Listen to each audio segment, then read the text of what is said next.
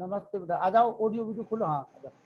तेरे नाम सुमिरन करके मेरे मन में हरे आया, तेरे नाम का सुमिरन करके मेरे मन में सुख भरे आया, तेरी कृपा को मैंने पाया, तेरी दया को मैंने पाया, दुनिया की ठोकर खा कर जब हुआ कभी बेसहारा, ना पा कर अपना कोई, जब मैंने तुम्हें पुकारा, हे नाथ मेरे सिरे ऊपर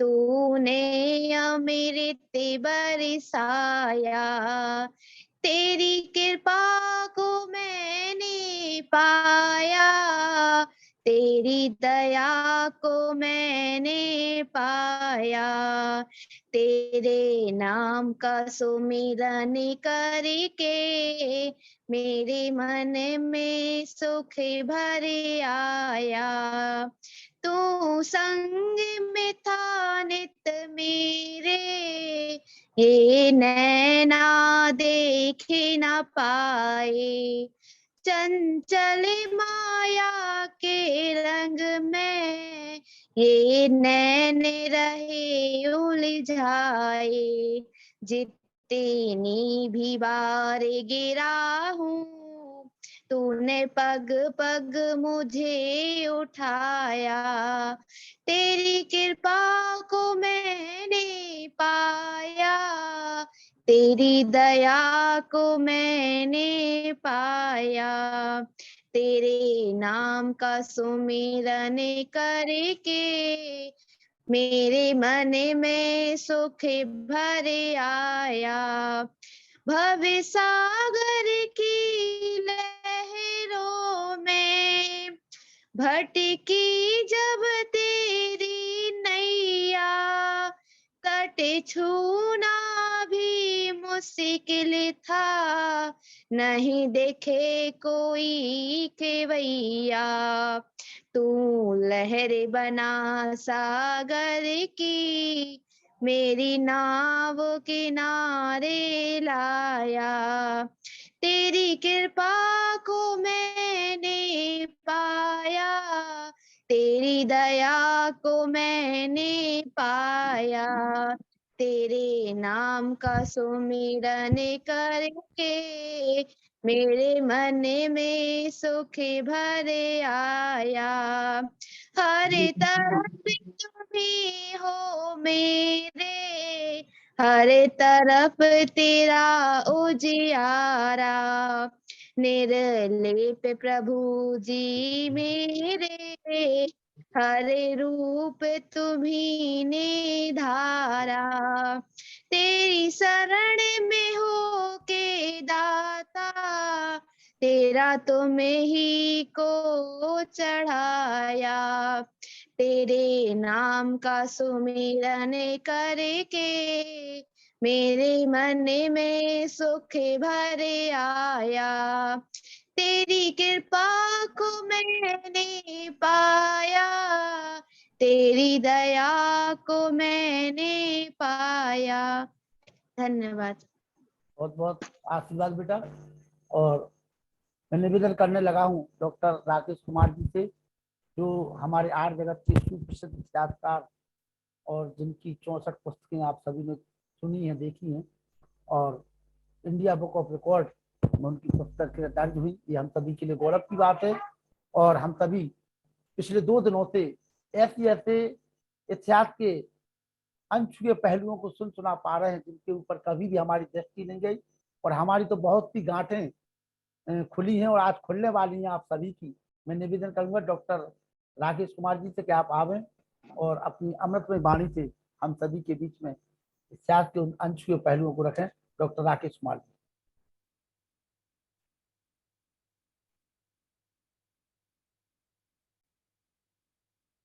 ओ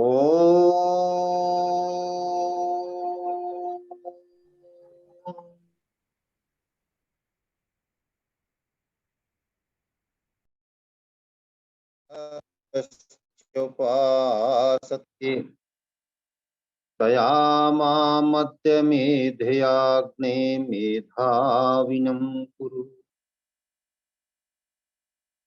जिस मेधा शक्ति की उपासना करते हुए हमारे पितर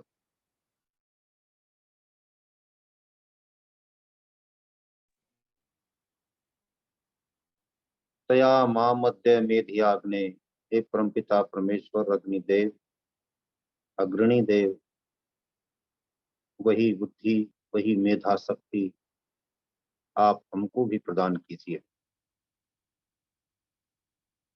इस मंत्र को इतिहास की व्याख्या से पहले बोलने का मेरा उद्देश्य भी यही होता है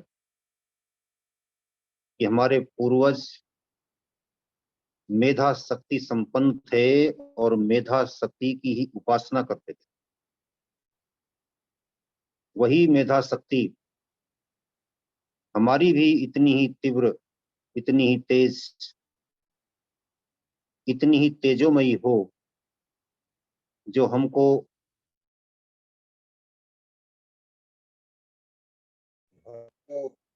बता दे। ये कार्यक्रम जो चल रहा है, मेरे से पूर्व में डॉक्टर व्यास जी अभी बता रहे थे, कह रहे थे, सच भी है।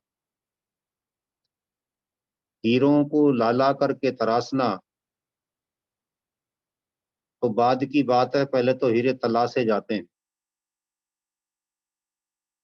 और जो कोई व्यक्ति दोनों कामों को कर रहा हो वो कितना बड़ा व्यापारी होगा। तो मेरा आशय स्पष्ट है, लखन जी लखन नहीं है बल्कि हीरापति हैं और अच्छे अच्छे हीरों को ला करके हमारे साथ बैठा रहे हैं, तलाश भी रहे हैं और तराश भी रहे हैं। लगता है शायद आज के परसमणि आप हैं। अच्छी बात है। ऋषि के ऋण से उऋण होने के लिए हम सभी सामूहिक प्रयास कर रहे हैं। उसमें अग्रणी भूमिका लखन जी की है, इसमें दो राय नहीं। आदर और सम्मान के योग्य पुरुषोत्तम मुनि जी, डॉक्टर व्यास नंदन जी, बहन जी दया आर्या जी, और मैं बेटी अदिति के भजन प्रतिदिन सुनता हूँ। प्रभु ने बहुत अच्छा सुर उसको दिया है। ईश्वर से प्रार्थना करता हूँ कि ये प्रतिभा और भी अधिक निखरे और अपने विशेष कृतित्व और व्यक्तित्व से संसार को आलोकित करे।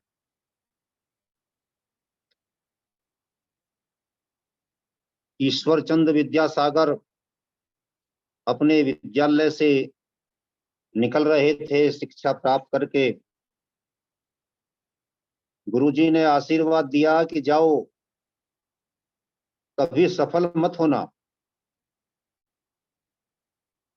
तो किसी गुरु से ऐसी शिक्षा चलते समय मिले, ऐसा उपदेश, ऐसी शुभकामनाएं चलते समय मिले तो बड़ी अटपटी सी लगती हैं। तो समझ नहीं पाए, उल्टे लौट करके कहने लगे, गुरुजी क्या कह दिया? तो बोले कि मैंने ठीक कह दिया। अरे सफलता तो अहंकार की प्रथम सीढ़ी होती है। सफलता पर जाकर के व्यक्ति निश्चिंत मना होकर के आराम करने लगता है और अहंकार में भी फूल जाता है कि शायद तू जहां आना चाहिए था वहां आ चुका। इसलिए मैं ऐसी सफलता का विरोधी हूं। मैं नहीं चाहता कि तुम ऐसी सफलता को प्राप्त करो। मैं चाहता हूं कि तुम सार्थक जीवन जियो।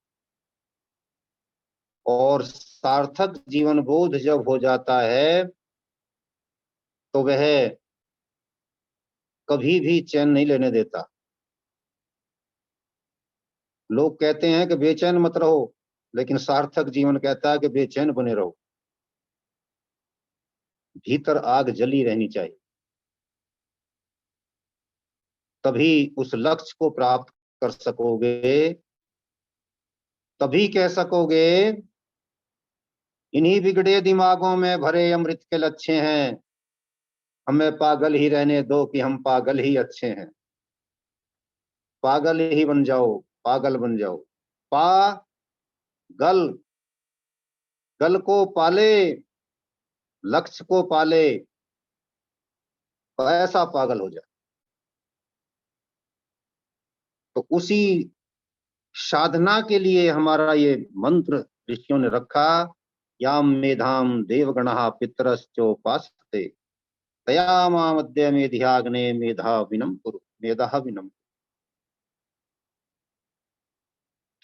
सम्मानित साथियों, 3 दिन से हमारी चर्चा चल रही है इतिहास के अनछुए पहलुओं को लाकर व्यक्त करने पर। आज भी कुछ ऐसी चर्चा करने का हम प्रयास करेंगे।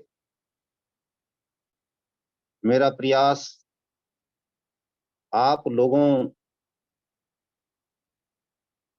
की विद्वता से कुछ स्वयं लाभान्वित होने का है, लेकिन जब चर्चाओं का आदान प्रदान होता है तो कहते हैं ना कि बात निकलती है तो दूर तक जाती है, और जब दूर तक जाती है तो पता नहीं कहां कहां तक बात पहुंचेंगी। हम सबका एक सामूहिक मिशन है, सामूहिक लक्ष्य है, ऋषि दयानंद के सपनों का भारत बनाना। ऋषि दयानंद के सपनों का भारत बनाने के लिए अपने अतीत को, अपने वर्तमान को, अपने भविष्य को निहारना, उसकी समीक्षा करना, उसकी परीक्षा करना, उसका निरीक्षण करना, समीक्षण करना, परीक्षण करना हम सबका दायित्व है, राष्ट्रीय दायित्व है। इसी दृष्टिकोण से ये चर्चा यहाँ पर चल रही है। चर्चा को आगे आते हैं। हमारे यहाँ पर पिछले बार हम बता रहे थे, कपिल मुनि जी पिछले यानी कल की चर्चा में विषय आया था, कपिल जी ने सांख्य दर्शन लिखा। उन्होंने कहा कि जो प्रकृति है त्रिगुणात्मिका है, त्रिगुणात्मिका से ही शब्द स्पष्ट होता सांख्य। उन्होंने कहा कि जो ये त्रिगुणात्मिका प्रकृति की बात कही तो उन्होंने स्पष्ट किया कि सत रज तम, इन 3 से ये बनी है। चरक सुश्रुत ने जब देखा तो उन्होंने कहा कि वायु पित्त कफ 3 से ये शरीर बना है। और जब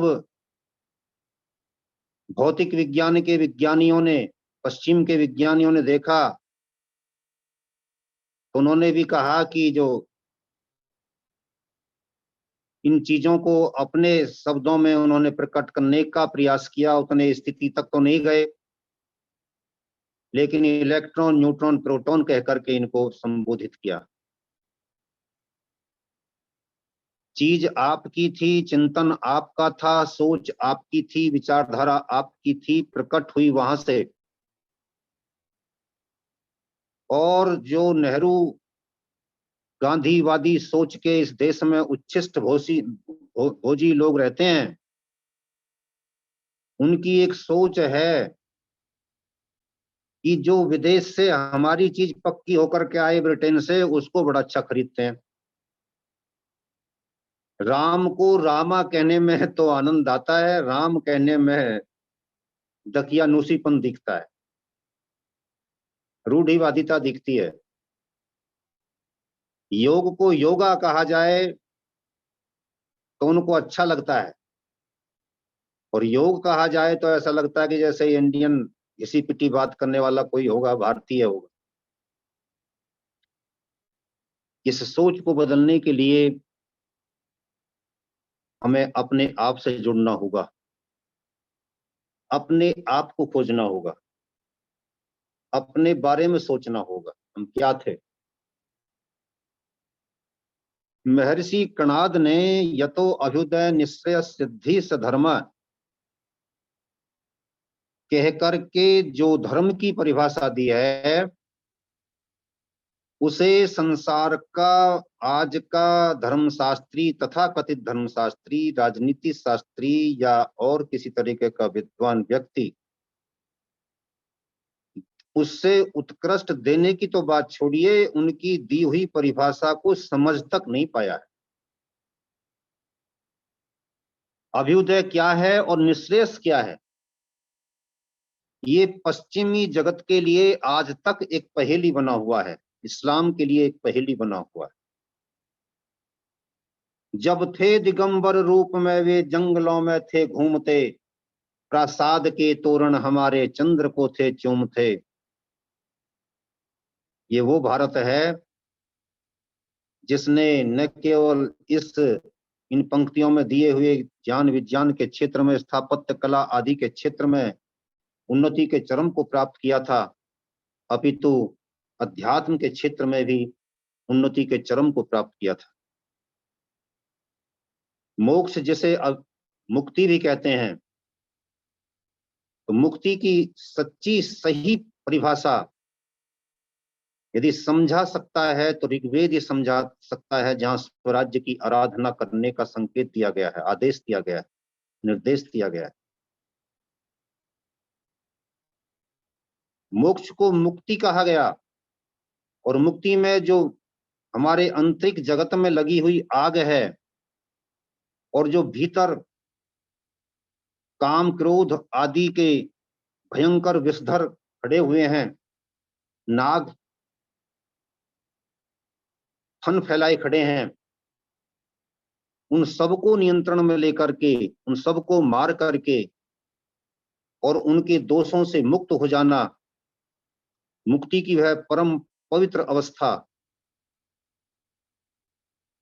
जिसमें किसी भी प्रकार के दोष नहीं रहते। उसकी कल्पना यदि कोई कर सकता है तो भारत का वैदिक वैज्ञानिक ही कर सकता है, कोई ऋषि ही कर सकता है, चिंतन का अधिष्ठाता ऋषि ही कर सकता है। जब इस प्रकार की परम पवित्र व्यवस्था को नष्ट करने के लिए विदेशी आक्रमणकारियों के गिद्ध आए, तो जिस पर हम कल विचार कर रहे थे कि ऐसी पवित्र संस्कृति को बचाने के लिए कैसे कैसे लोगों ने बलिदान दिए, उसी पर हम आज आगे बढ़ते हैं। और इससे पहले मैं बताना चाहूंगा कि यहाँ पर नागार्जुन भी हुए, जिन्होंने, उनके बारे में बताया जाता है कि एक बार भारतवर्ष में अकाल पड़ गया, तो अकाल पड़ने के पश्चात उनको किसी ने बताया कि समुद्र के परली पार कोई ऐसे ऋषि हैं जो सस्ती धातु से सोना बना देते हैं। तब नागार्जुन ने अपने आप को बहुत बड़ी परीक्षा में धकेल दिया था और समुद्र पार करके उस ऋषि के पास पहुंचे थे। लेकिन भावना क्या थी? लोक कल्याण की भावना। जो अकाल पड़ चुका है उससे कैसे मेरे देश के लोगों को बचाया जा सके, कैसे प्राणियों की रक्षा की जा सके, इसके अनुसंधान के लिए अपने जीवन को दांव पर लगा दिया। और इस देश में मैं बोल रहा था ना कि योग को योगा कहो तो आनंद आता है, तो यहां पर अपने नागार्जुन छोटे दिखाई देते हैं और एक लुटेरा वास्को डिगामा अच्छा लगता है, जो इस देश को लूटने के लिए आया था और जिसने गोवा में हजारों हिंदुओं को मरवा दिया था। जिसका उद्देश्य इस देश को लूटना था, इसका लूट मार्ग खोजना था। जब इस देश को लूट करके चलें तो कौन से रास्ते से भागने में सुविधा होगी। जो इस देश के उस लूट मार्ग को खोजने के लिए आया था, उस लुटेरे के तो गीत गाए जाते हैं, लेकिन जो लोक कल्याण की भावना से निकल करके इतनी दूर गया था, उस नागार्जुन को भुला दिया गया। समय परिवर्तन ले रहा है, जैसा कि अभी हमारे व्यास जी कह रहे थे। आज समय परिवर्तन का संकेत दे रहा है, तो हमें अपने ऐसे नागार्जुन और ऐसे महान विचारकों को स्थापित करने की आवश्यकता है। दूसरे, इनके बाद मैं एक और व्यक्तित्व पर विचार करना चाहूंगा। ब्रह्मगुप्त जी 598 ईस्वी में उनका जन्म होता है और 598 ईस्वी का अभिप्राय होता है कि 570 में मोहम्मद साहब का जन्म हुआ था, जिन्होंने 610 में इस्लाम की स्थापना की थी। कहने का अभिप्राय है कि ब्रह्मगुप्त जी उनके समकालीन हैं और इन्होंने जो अपने सिद्धांतों को प्रकट करने वाली पुस्तक का निर्माण उस समय किया था, उसका नाम इन्होंने ब्रह्म स्फुट सिद्धांत रखा था, जिसमें चतुर्भुज त्रिभुज की सटीक पैमाइश करके उसका क्षेत्रफल निकालने की युक्ति बताई गई थी, जो आज के पश्चिम के तथाकथित वैज्ञानिक हैं, उनसे बहुत पहले इस महापुरुष ने हमें इनका क्षेत्रफल निकालने का तरीका बताया था। इन्होंने ही हमको अनाज का ढेर इस तरीके से लगा दिया और उस पर फीता इस तरीके से डाला और इधर से डाला उधर से डाला, बीच में एक बिंदु लिया, फिर उसकी निचाई ऊंचाई निकाली और उसी से बता दिया कि ये इतने मन का ढेर है। उसी को दक्षिण उत्तर भारत में आज तक भी लोग रास कहते हैं। तब से ही ये बात चली आ रही है। रास का मीनिंग है राशि, धन राशि, यानी कि अनाज की राशि कितनी है, इस बात की जानकारी देने का सटीक गणित का फार्मूला सूत्र उन्होंने हमको दिया था। उनके इन सिद्धांतों को बड़े पवित्र ढंग से अरब वालों ने जिस पुस्तक में लिखा था, उसका नाम उन्होंने उस समय सिंध हिंद दिया था। इस शब्द से दूसरे शब्द को पकड़ने की आवश्यकता है। सिंध हिंद, हिंद का पवित्र जान, ये हिंद शब्द जो आया यहां पर, इसके बारे में मैं स्पष्ट करना चाहूंगा। हम लोगों को ये भ्रांति रहती है कि जब मुसलमान यहां पर आए तो उसी समय हमारे देश को हिंद कहा जाने लगा, या मुसलमानों के धर्म की स्थापना होने के पश्चात हमको हिंदू कहा जाने लगा। ऐसा नहीं था। पुरुषोत्तम नागेश शोक जी ने बताया है कि अरब में एक कवियों की संस्था चलती थी। उस संस्था का नाम था शेर ए ओका कुल। उस शेर ए ओका कुल के एक कवि थे लबी, बड़ा नाम है लेकिन लबी में शॉर्ट में बता रहा हूं। लबी महोदय ने एक कविता लिखी थी, जो दिल्ली के बिड़ला मंदिर के पीछे स्थित वाटिका में जो यज्ञ कुंड बना हुआ है, उसके उत्तर पश्चिम के पिलर पर वो कविता लिखी हुई है। उस कविता में यहाँ की का गुणगान करते हुए वो कवि लिखता है जो कि मोहम्मद साहब से 1700 से 2400 साल पहले हुआ, बीच का हिसाब लगा लेते हैं, यानी कि मोहम्मद साहब के जन्म से लगभग 2000 साल पहले हुआ। उसने उसमें लिखा है कि धन्य है हिंद की वो पवित्र भूमि जिस पर 4 वेदों का आविर्भाव हुआ है। और फिर वो चारों वेदों का गुणगान करते हुए कहता है अंत में कि यदि मैं उस पवित्र भूमि पर एक दिन के लिए भी चलूं,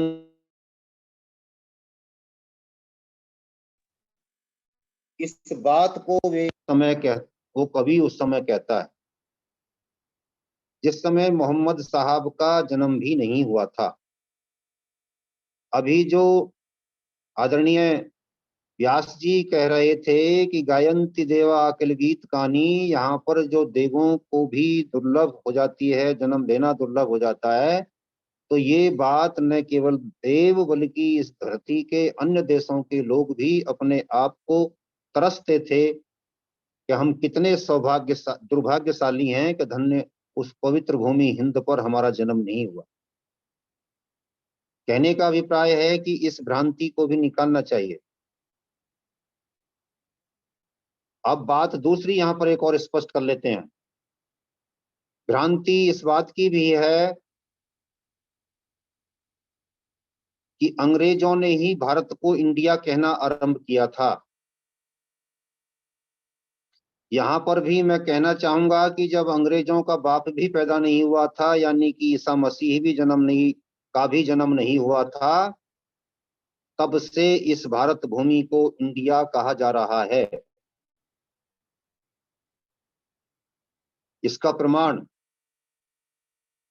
जब इस देश पर 326 में सिकंदर एक आक्रमणकारी के रूप में आया था, तो उसके साथ एक साहित्यकार मेगास्थनीज भी आया था। मेगास्थनीज ने भारत के संस्मरणों को जाकर के एक पुस्तक में लिखा था, और उस पुस्तक का नाम उसने 326 ईसा पूर्व, यानी ईसा मसीह से 326 साल पहले इंडिका का नाम दिया था। इसका अभिप्राय है कि भारत को इंडिया ईसा मसीह से भी पहले से कहते चले आ रहे हैं। अब एक बात यहां पर दूसरी ये आती है कि भारत को ईस्ट इंडिया कंपनी दी गई। ईस्ट इंडिया कंपनी दी गई तो हम कभी ये नहीं सोचते कि यदि ईस्ट इंडिया है तो वेस्ट इंडिया भी कोई होगी। निश्चित रूप से यदि ईस्ट इंडिया है तो वेस्ट इंडिया भी थी, और वेस्ट इंडिया है भी, आज भी है। आपको इस बात के साथ जोड़ने के लिए मैं कोलंबस के ओर लेकर चलना चाहूंगा। कोलंबस ने जब भारत की खोज करने के लिए अपना अभियान आरंभ किया था तो 1592 ईस्वी में वह भारत की ओर न आकर के अमेरिका की ओर चला गया था। और जब अमेरिका में वो पहुंचा तो उसने सोचा कि धरती आ गई और ये धरती ही इंडिया है। इसलिए वहां के लाल रंग के लोगों को उसने रेड इंडियन कहा। ब्लैक इंडियन आपको इसलिए कहा गया कि रेड इंडियन पहले से थे। दोनों का नाम में डिफरेंशिएट करने के लिए ब्लैक इंडियंस कहा गया। तो उन्होंने वहां पर उन लोगों को रेड इंडियन कहा, और जहां पर वो जाकर के उतरा था उसको उसने वेस्ट इंडीज कहा। और वो वेस्ट इंडीज, वेस्ट इंडिया आज भी हमारे बीच में है। उसको नाम उस समय वेस्ट इंडिया दिया गया था। अब जब अंग्रेजों ने उसके, ये सात 1492 की घटना है, 1592 में गलत कह गया हूं, उसके 100 वर्ष के लगभग पश्चात जाकर के जब नए सिरे से उन्होंने अंग्रेजों ने आकर के यहाँ पर अपनी कंपनी स्थापित की, तो चूंकि पहले से वेस्ट इंडिया थी उनकी जानकारी में, इसलिए उन्होंने इस देश से व्यापार करने वाली कंपनी का नाम वेस्ट इंडिया न रख करके ईस्ट इंडिया रखा। जब इंडिया एक ही होती तो ईस्ट इंडिया और वेस्ट इंडिया कहने की आवश्यकता नहीं पड़ती, जैसे पश्चिम बंगाल और पूर्वी बंगाल। बंगाल यदि एक ही होता तो पूर्वी बंगाल और पश्चिम बंगाल कहने की आवश्यकता नहीं पड़ती। तो ये शब्द के पीछे भी कोई ना कोई इतिहास होता है और इतिहास को हमें समझना चाहिए। ये मैं यहाँ पर यह भी बताना चाहूंगा कि यदि महर्षि दयानंद जी ने सत्यार्थ प्रकाश में हिंदू का अर्थ उनकी भाषा में काला काफिर चोर लिख दिया है, तो वह केवल इसलिए था कि हिंदुस्तानी लोगों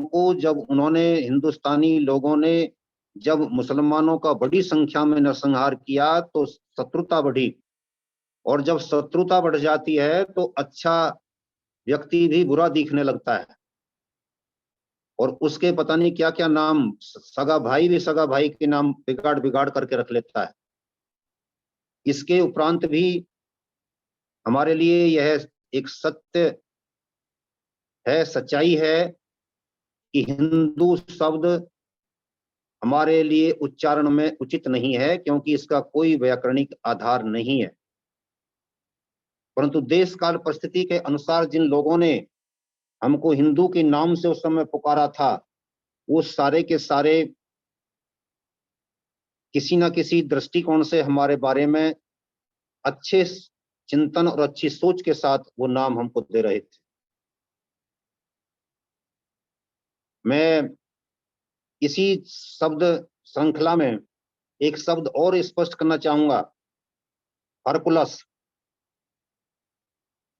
हरकुलस हमने बचपन में एक एटलस आया करती थी जिसमें विश्व मानचित्र हुआ करते थे, और उस पर एक बड़े भारी से व्यक्ति का चित्र छपा होता था। इतिहास से हमें किस प्रकार काटा गया और किस प्रकार विश्व गुरु भारत की परंपरा को मिटाने का घातक षड्यंत्र रचा गया, इस हरकुलस शब्द के पीछे भी वो चीज छिपी हुई है। इसके भी इतिहास को समझने की आवश्यकता है, और प्रमाण के रूप में, एविडेंस के रूप में, साक्ष्य के रूप में मैं बताना चाहूंगा कि सत्यव्रत सिद्धांत अलंकार जी ने गीता भाष्य किया है, उसकी भूमिका में वो इसका रहस्य सुलझाते हैं। वे हमको बताते हैं कि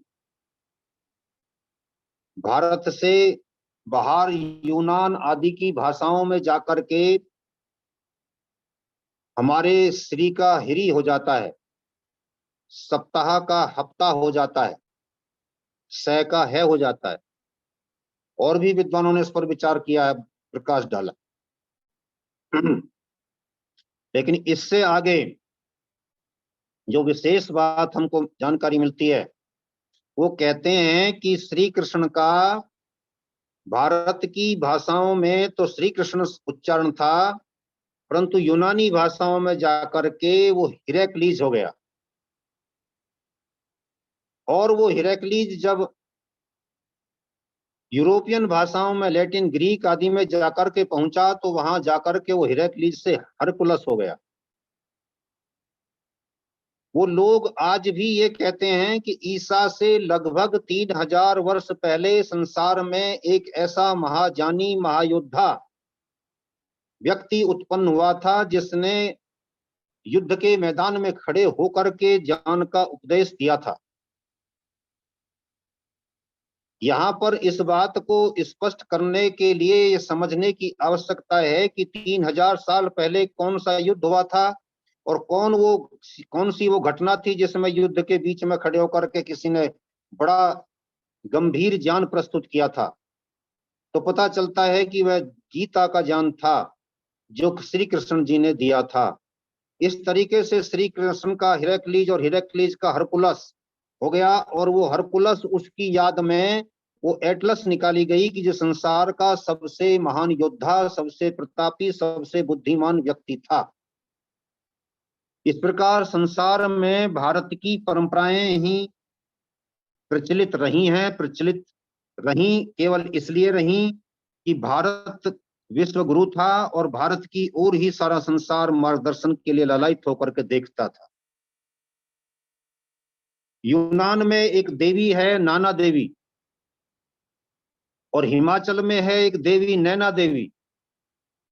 और कल हम चिंतन कर रहे थे, विचार प्रस्तुत कर रहे थे कि ज्ञान से जैन शब्द की उत्पत्ति हुई है। तो ज्ञान में ज्ञान ज्ञान जो होता है ये नाक में बोला जाता है, और नाक में बोलने के कारण ये उच्चारण में जाकर के नैना देवी हो गया। जैसे वो जैन हो गया, वहां जाकर के नैना हो गया,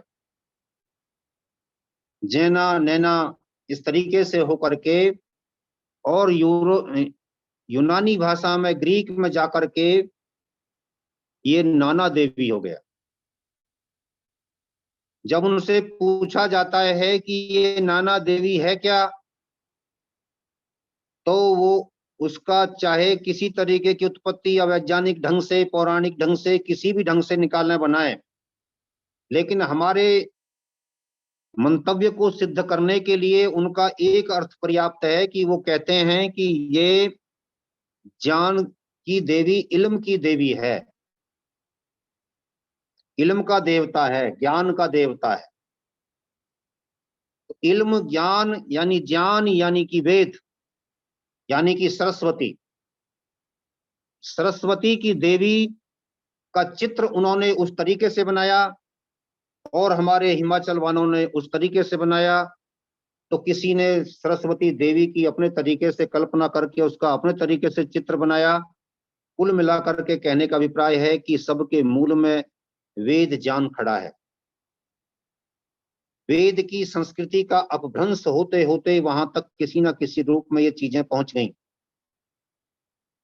अपने भीतर भी देखिए, हम बहुत से लोगों से कहा करते हैं, सुना करते हैं कि ये अमुक व्यक्ति का बड़े गाजे बाजे से स्वागत किया गया, और जब गाजे बाजे शब्द प्रयोग करते हैं तो हम समझते हैं कि वहां पर ढोल ढमाके बज रहे होंगे और ढोल नगाड़े बजा करके उस व्यक्ति का स्वागत सत्कार किया जा रहा होगा, परंतु इसका ये अर्थ नहीं है।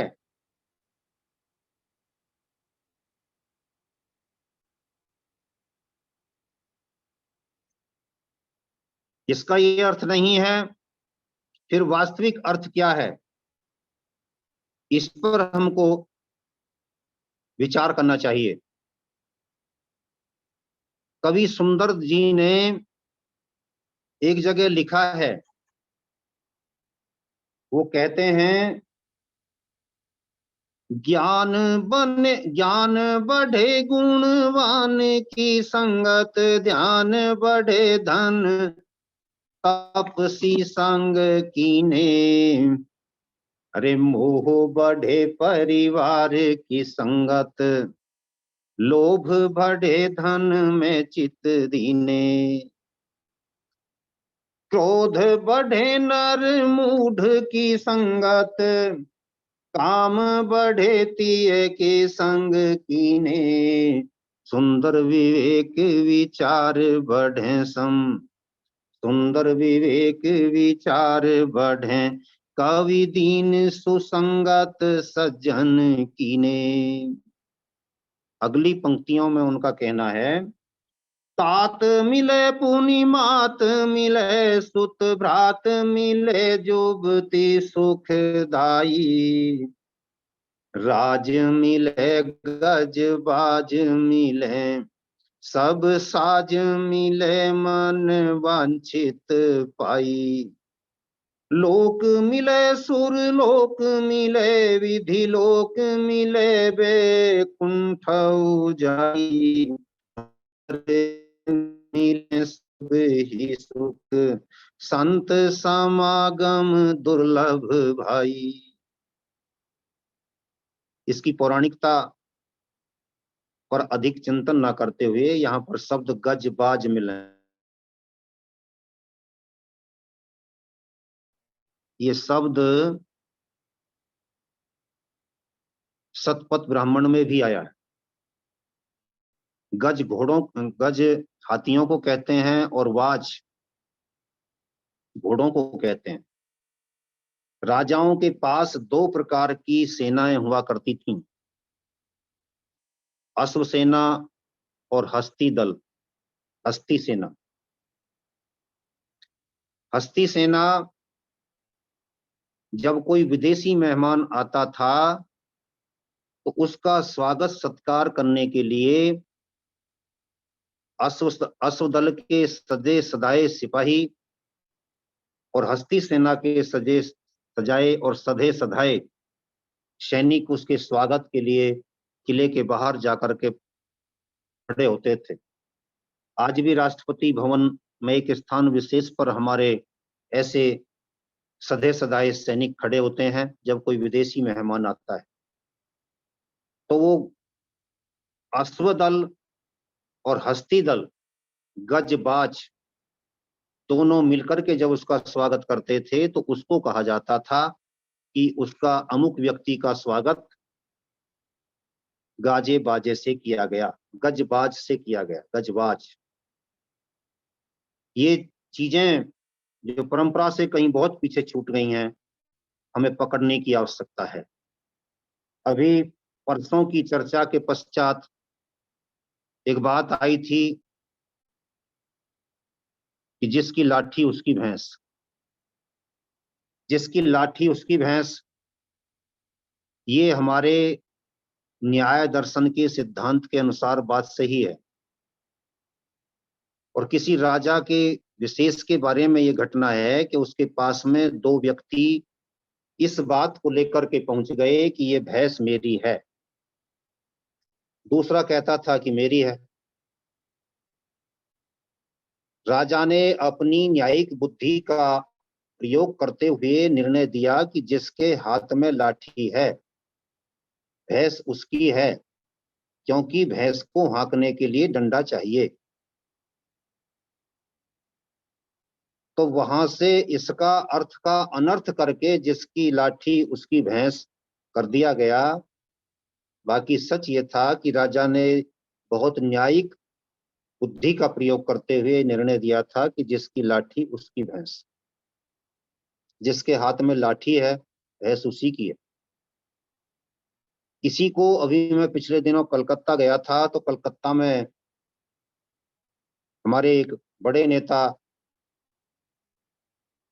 विद्वान व्यक्ति रमेश अग्रवाल जी, आप में से कोई जानते होंगे, वो मुझे बता रहे थे, बहुत अच्छा उदाहरण उन्होंने भी दिया था कि एक न्यायाधीश के पास, जो भारतीय न्यायाधीश था, राजाओं के समय की घटना बता रहे थे, उसके पास पहुंचती हैं दो महिलाएं। एक महिला कह रही थी कि मेरे पास 20 गाय हैं, 10 गाय हैं, 5 गाय हैं, जो भी उतनी अधिक संख्या में थी। और दूसरी के पास 2 गायें थी। वो 2 गायों वाली भैंस, जिसके पास 2 गायें थीं, वो कह रही थी कि इस 10 गायों वाली ने मेरे से 2 किलो घी ले लिया और अब ये उसके पैसे नहीं दे रही है, ना घी लौटा रही। इस पर बात दोनों की बढ़ गई और राजा के पास जब गई तो राजा ने निर्णय लिया, न्यायाधीश ने निर्णय दिया कि अच्छा एक काम करो, बाहर जाइए, पानी रखा है, दोनों पहले पैर धो करके आइए।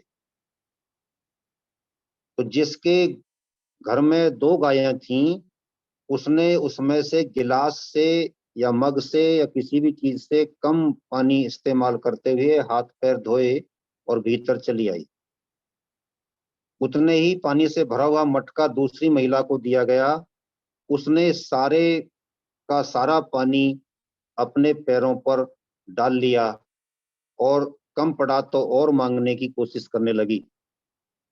तब न्यायाधीश ने निर्णय दिया कि तुम फिजूल खर्च हो, इसने थोड़े पानी में भी गुजारा करके पानी छोड़ भी दिया, बचा भी लिया, निश्चित रूप से तुम गायों के घी को बर्बाद करती होगी और तुमने समय आने पर इससे घी भी लिया होगा। ये बात तुम्हारे आचरण ने साबित कर दी, इसलिए इसका 2 किलो घी लौटाइए या इसके पैसे दीजिए। ये होता है न्याय। और इन्हीं प्रकार के सात्विक न्याय के चलते भारत विश्व गुरु था। अब आते हैं इतिहास के पक्ष पर, जिसको हम यहाँ पर कुछ समय में स्पष्ट करने का प्रयास करेंगे। इसी प्रकार के इतिहास को संरक्षित करने के लिए, चोटी और जनेऊ की रक्षा के लिए, वैदिक वैश्विक संस्कृति की रक्षा के लिए हमारे राजाओं ने किस किस प्रकार के बलिदान दिए हैं, किस किस प्रकार से इसकी संरक्षा और सुरक्षा के लिए कार्य किए हैं। कल यदि हम उन पर चर्चा कर रहे थे तो थोड़ी चर्चा आज भी करते हैं। पृथ्वीराज के अंत के पश्चात कानपुर के पास में एक किशोरा राज्य हुआ करता था, छोटी सी रियासत थी। उसका राजा बड़ा देशभक्त था। राजा का नाम था सज्जन सिंह। और राजा सज्जन सिंह की 2 बेटियां थीं। एक का नाम ताज कुंवरी था, दूसरी का नाम कृष्णा था। ताज कुंवरी बड़ी थी। राजा ने अपनी बेटी को बेटों की तरह शिक्षा दी थी, अर्थात अस्त्र शस्त्र चलाने की भी शिक्षा दी थी। एक दिन ताज कुंवरी अपने भाई लक्ष्मण के साथ, इतिहास की पुस्तक में ढूंढने से नहीं मिलेगा आपको, जो वर्तमान प्रचलित इतिहास है, एक दिन ताज कुंवरी अपने भाई लक्ष्मण के साथ शिकार खेलने के लिए जंगल में दूर निकल गई। उस समय विदेशी लुटेरे, डकैत, कुतुबुद्दीन ऐबक के सिपाही हमारी आर्य कन्याओं के अपहरण के लिए घात लगाकर बैठे रहा करते थे। अब आज उन्होंने देखा कहीं जंगल में घात लगाए बैठे थे, या तो राजकुमारी भी है और बहुत खूबसूरत भी है।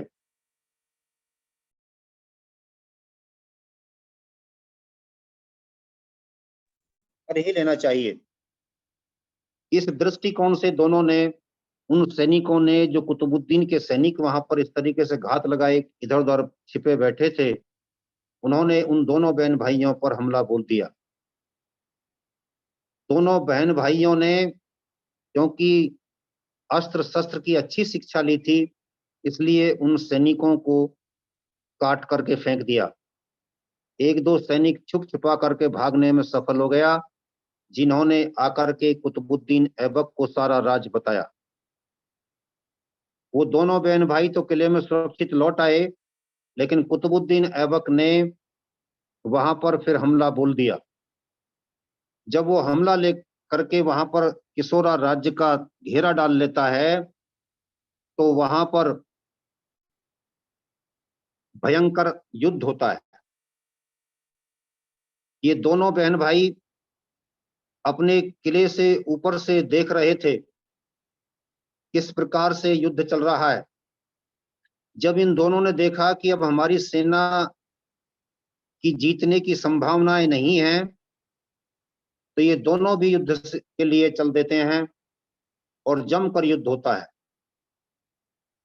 आज किशोरा राज्य की राजकुमारी ताज कुंवरी चंडी का रूप धारण कर चुकी थी। एक नहीं, सैकड़ों नहीं, हजारों राक्षसों का संहार कर चुकी थी।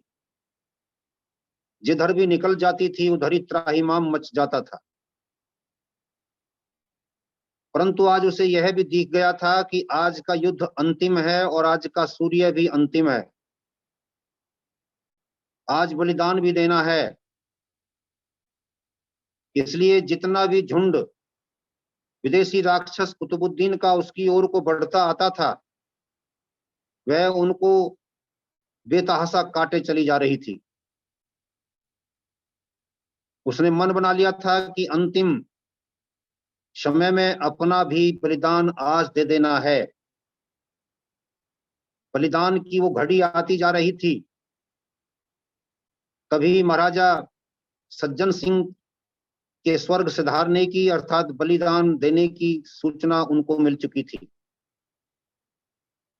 अब एक ही विकल्प था कि अपना भी बलिदान दिया जाए, क्योंकि अब ये दिख गया था कि राक्षस यदि सफल हो गया तो फिर उसके सम्मान को, चीर को हरण करने के लिए उस समय का दुशासन निश्चित रूप से आगे बढ़ेगा और अपने काम में सफल भी हो जाएगा। तो ताज कुंवरी ने अपने बलिदान के लिए अपने भाई से कहा कि भैया, अपनी बहन के सम्मान के लिए उसकी रक्षा क्यों नहीं करते हो? भैया समझ नहीं पाया बात को। उसने सोचा कि जितना कर सकता हूं उतना कर तो रहा हूं। उसने कहा तुम समझे नहीं। तब उसने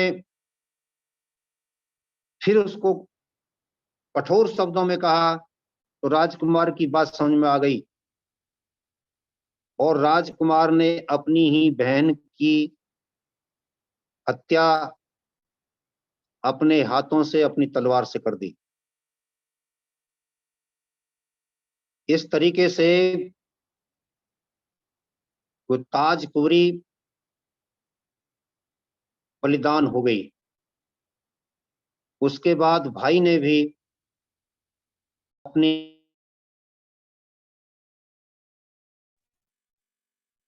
अपना वध अपने आप किया, आत्महत्या कर ली। ये सारे के सारे बलिदान देश की अस्मिता के लिए, आर्यत्व की रक्षा के लिए, बदली हुई परिस्थितियों में हिंदुत्व की रक्षा के लिए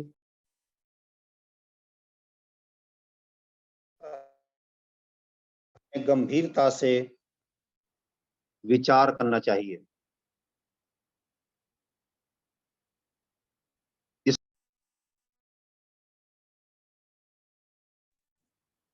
दूसरा उदाहरण है जयचंद की बेटी कल्याणी और पृथ्वीराज की बेटी बेला। दोनों किस प्रकार से अपना काम करती हैं, अपने सम्मान की रक्षा करती हैं।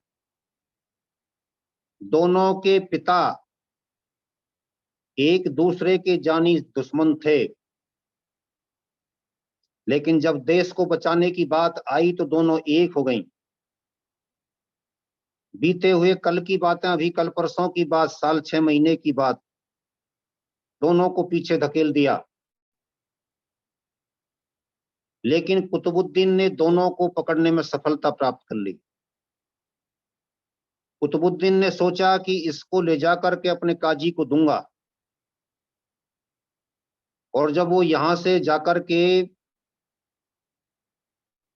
और वहां अपने काजी को प्रशंसा के साथ ये बता रहा था, गौरी, मोहम्मद गौरी, कि मैं हिंदुस्तान से इतनी इतनी चीजें लेकर के आया हूं और आपके लिए भी बेशकीमती तोहफा हिंदुस्तान से लेकर के आया हूं। तो उस काजी ने कहा कि जल्दी कीजिए, मुझे वो तोहफा दीजिए। वो तोहफा, वो नजराना उसके सामने पेश किया जाता है। तो इसके बाद उसको बड़ा उतावलापन होता है। वो सोचता है कि जल्दी से जल्दी तू इनको अपनी बेगम बना ले। लेकिन दोनों वीरांगना बेटियों ने मां भारती के सम्मान की रक्षा के लिए वैदिक संस्कृति की सम्मान की रक्षा के लिए, चोटी और जनेऊ की रक्षा के लिए योजना बना ली थी, संकल्प ले लिया था कि काम कैसे करना है। काम कैसे करना है इस पर अपने प्लानिंग को, अपनी योजना को सिरे चढ़ाते हुए दोनों ने संकेत में बातें कर ली थी। तो जैसे ही वो काजी उनकी ओर को बढ़ता है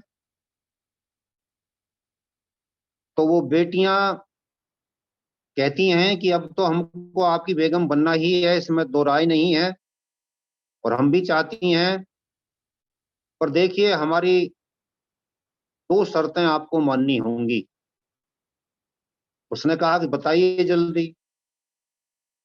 तो वो कहने लगी कि हम भारतवासी जब अपनी बेटी का विवाह करते हैं तो दूल्हे की पोशाक उसके ससुराल से आती है, तो हम चाहेंगी कि आप भी उस परंपरा का निर्वाह करें। इसके लिए आप हमको थोड़ा धन उपलब्ध करा दीजिए, हम आपके लिए कपड़े मंगवा लेते हैं, अपना आदमी भेज दीजिए, हम उनको चिट्ठी लिख करके दे देंगे और वो हमारे यहाँ से जा करके कपड़े आपके लिए ले आते हैं, और तब तक आप हमसे कुछ नहीं कहेंगे, तब तक आप हमको यथावत रहने देंगे। काजी उनकी बातों में आ गया। बेटियों का तीर सही निशाने पर चल चुका था। अब उन्होंने एक चिट्ठी लिखी कूट भाषा में, और उस चिट्ठी को केवल चंद्रबरदाई ही पढ़े, वही समझेगा, ये संकेत भी चिट्ठी भेजने वाले को दे दिया। चिट्ठी लेकर के वो आदमी आता है, उसमें कूट भाषा में जो लिखा गया था उसको चंद्रबरदाई ने पढ़ समझ लिया। उसने एक विशेष पोशाक बना करके जितनी जल्दी हो सकती थी उतनी जल्दी उनको दे दी। वो पोशाक बन करके वहां पहुंच जाती है। नियत समय आता है। अब हिंद की बेटियों ने अपनी योजना के अगले पड़ाव पर काम किया। उन्होंने कहा कि महाराज, अब वो घड़ी आ गई है कि जब हम आपकी बेगम बनने वाली हैं। कितनी अच्छी बात हो कि यदि आज आप हमें हमारी भारतीय परंपरा के अनुसार एक बार अपने बड़े बुजुर्गों को, जो लोग हमारे निकाह को देखने के लिए यहाँ आ रहे हैं, उनको एक बार अपनी नजरों से देखने के लिए एक अवसर उपलब्ध करा दें। काजी ने सोचा कि अब ये क्या करेंगी, यहाँ पर इतने सारे लोग तेरे यहाँ पर हैं। उसने कहा कि कोई बात नहीं, आप घूमिए। उन्होंने कहा कि आइए आप भी हमारे साथ हो लीजिए। अब काजी भी साथ हो लेता है। किले की दीवारों पर ऊपर चले जाते हैं, और वहां जाकर के जब वो अकेले रह जाते हैं तो वहां पर दोनों बेटियों ने विचार कर लिया कि समय अब यही सही है। तभी वहां पर उस काजी के कपड़ों में अचानक आग लग जाती है, और आग लगने से वो झुलस करके वहीं समाप्त हो जाता है। तब उन दोनों बेटियों ने विष से बुझी हुई अपनी कटारियों को अपनी छाती में घोंपा और अपना बलिदान दे दिया। पर उससे पहले उस काजी को और दूसरे लोगों को भी ये बता दिया, जितनी आवाज से, ऊंची आवाज से बता सकती थी, कि हमने अपनी मां भारती के अपमान का प्रतिशोध ले लिया है। इस देश में डायर को मारने की परंपरा कल परसों की नहीं है। उसी के घर में जाकर के डायर को मारने की परंपरा सैकड़ों साल पुरानी है। यदि इस पर खोज होने लगेगी तो जयचंद की बेटी और पृथ्वीराज की बेटी कल्याणी और बेला का नाम उनमें सबसे ऊपर होगा। इतिहास को सही परिभाषा देते हुए आज इस प्रकार के इतिहास के पुनर्लेखन की आवश्यकता है। दूसरा उदाहरण, अक्सर लोगों को ये बात दिमाग में कई बार देखा जाता है, समझा जाता है। लोग अक्सर ये मान लेते हैं कि पृथ्वीराज चौहान तो मर गया युद्ध के मैदान में, फिर संयोगिता का क्या हुआ? संयोगिता के बारे में कोई सवाल नहीं करता, कोई सोचता भी नहीं, पता नहीं चली गई होगी, कहीं मर गई होगी या कहीं और किसी से शादी कर ली होगी, कुछ ना कुछ ऐसा मन बना करके प्रश्न तो हम करते ही नहीं इस विषय पर। लेकिन यदि इसके बारे में भी हम विचार करें तो एक बहुत अच्छा शानदार इतिहास संयोगिता के अंतिम समय के लिए खड़ा है। संयोगिता की ननंद महाराणा समर सिंह के साथ ब्याही थी, जो कि चित्तौड़ के शासक थे, और उसका नाम प्रथा था। भाई का नाम पृथ्वी और बहन का नाम प्रथा। दोनों अब विधवा हो चुकी थीं। प्रथा के पति भी नहीं रहे थे और संयोगिता के भी नहीं रहे थे। कुतुबुद्दीन ऐबक दिल्ली के लाल किले, मैं दिल्ली के लाल किले की बात कर रहा हूं, जिसके बारे में लोग अक्सर ये कहा करते हैं कि ये तो 1650 के इर्द गिर्द जाकर के शाहजहां ने बनवाया था, लेकिन उसने नहीं बनवाया था। मैं पहले भी बता चुका हूं, मैं फिर ये कह रहा हूं कि दिल्ली के लाल कोट में दोनों ननंद भावज रहती थीं। कुतुबुद्दीन ऐबक ने एक विशेष अभियान के अंतर्गत दिल्ली के लाल किले का घेरा डाल लिया। इतिहासकार ये लिखता है कि दिल्ली के लाल किले के चारों तरफ जो पानी की खाई बनी हुई है, गड्ढा बना हुआ है, उसमें संयोगिता ने बड़ी मात्रा में पानी भरवा दिया था और उसके दरवाजों के सामने जो पुलिया थी उसको तुड़वा दिया था, ताकि शत्रु किसी भी प्रकार से भीतर न आ सके। जब कुतुबुद्दीन ऐबक की सेना लाल किले के बाहर आकर के मैदान में, जहां प्रधानमंत्री आजकल संबोधन देते समय आगे लोग बैठते हैं, वहां पर आकर के कुतुबुद्दीन की सेना खड़ी हो गई। और जब वहां सेना खड़ी हो जाती है तो वो किले के भीतर घुसने के तरीके खोजती है। कुतुबुद्दीन ऐबक ने देखा कि पुलिया भी तोड़ दी गई है और पानी भी भरा हुआ है, और पानी कितना भरा हुआ है कुछ कह नहीं सकते। तब उस नीच पापी ने जो निर्णय लिया वो रूह कपाने वाला है। उसने निर्णय लिया कि जितने भी हिंदू गुलाम थे वे सारे किले के सामने फेंक दिए जाएं और उसमें उनका मिट्टी की तरह भराव कर दिया जाए। तब हमारे हिंदू सैनिकों को किले के सामने डाल डाल करके उससे उनका भराव कर लिया गया और इस तरीके से समतल कर लिया गया कि जिसके ऊपर से हाथी भीतर को जा सकें। इस तरीके से अनेक हिंदुओं ने अपने आप को सहर्ष राष्ट्रवेदी पर बलिदान होने दिया। किसी ने भी ये नहीं कहा कि हम इस्लाम स्वीकार कर लेंगे पर हमको छोड़ दो। अपने मौत के वारंट पर अपने आप हस्ताक्षर करना यदि कोई सीख सकता है तो भारत के इन वीर बांकुरों से सीख सकता है।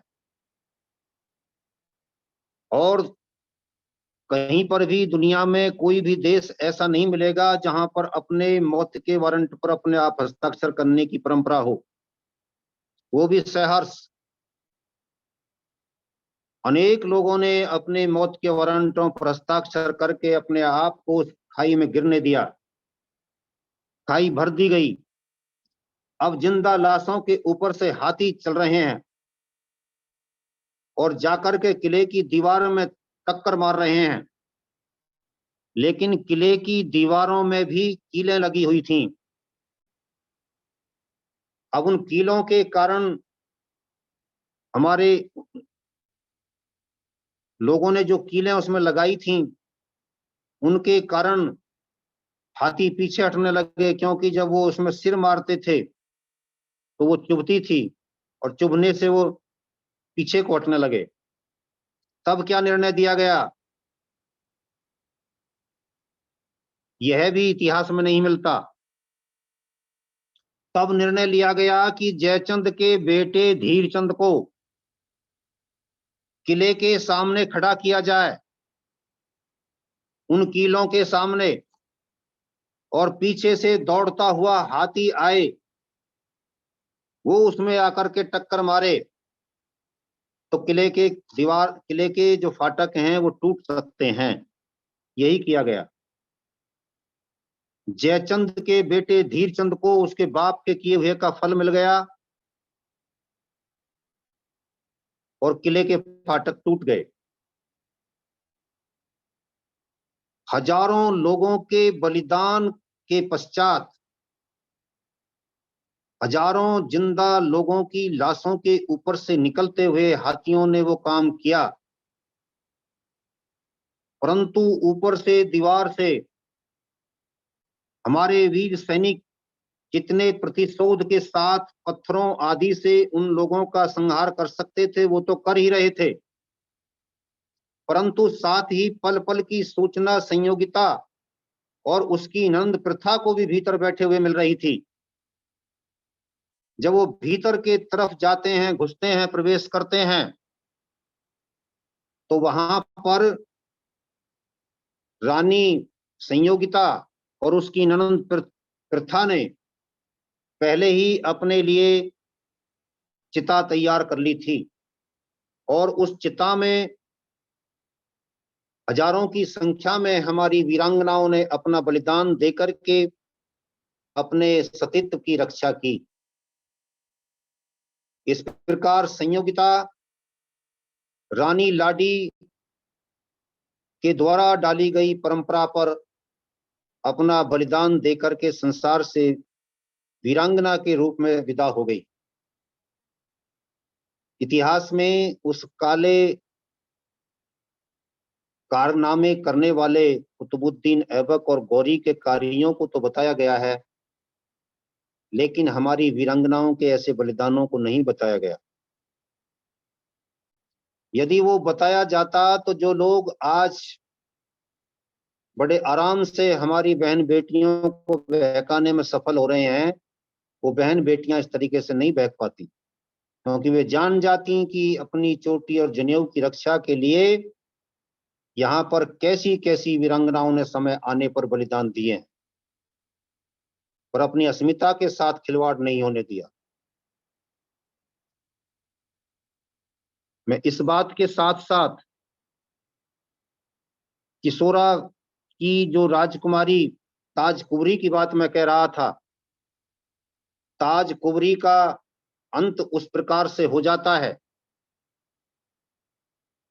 तो कुतुबुद्दीन ऐबक वहां पर क्या करता है, वहां भी वह किले के भीतर जाने के लिए लालायित रहता है कि ताज कुंवरी तो मारी गई, लेकिन ताज कुंवरी जैसी कोई और भीतर इसकी बहन या कोई भी महिला ऐसी हो तो उसको पकड़ा जाए। ये नीच गिरे हुए लोग थे जो केवल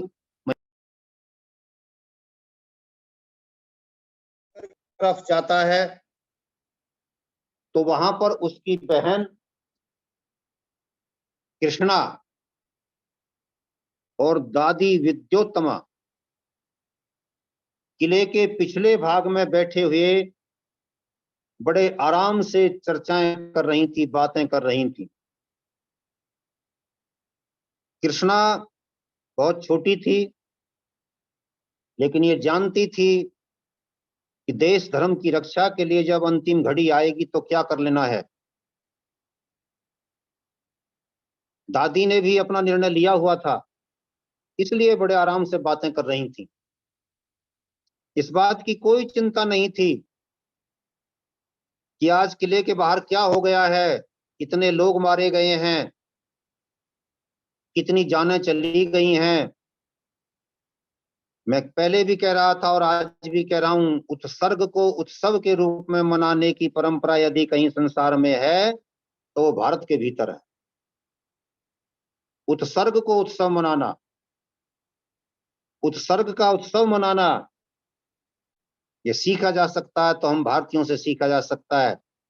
जब देखा कि अब उत्सर्ग का समय आ गया है और नीच पापी विदेशी लुटेरे किले के भीतर ही नहीं प्रवेश कर गए हैं, बल्कि हमारी और भी बेधड़क बढ़े चले आ रहे हैं, तब उस राजकुमारी कृष्णा ने अपने पास रखे हुए जहर से भरे हुए एक कटोरा को गटर गटर पी लिया और उसके गटर गटर पीते ही उसका प्राणांत हो गया। वह भी उसी रास्ते चली गई जिस रास्ते ताजकुबरी गई थी। और जब दादी ने देखा कि पोती ने वो रास्ता पकड़ लिया है, यानी दादी ने ये इंतजार किया कि कहीं पोती तड़पती ना रह जाए, तो दादी ने भी जहर से बुझी हुई कटार को लेकर के अपनी छाती में भोंका और वो भी संसार से विदा हो गई। उत्सर्ग का उत्सव मन गया। कैसी कैसी कहानियां, कुछ याद उन्हें भी कर लो जो लौट के घर ना आए। ये कल परसों की कहानी नहीं है, ये 1962 में ए मेरे वतन के लोगों जरा आंख में भर लो पानी।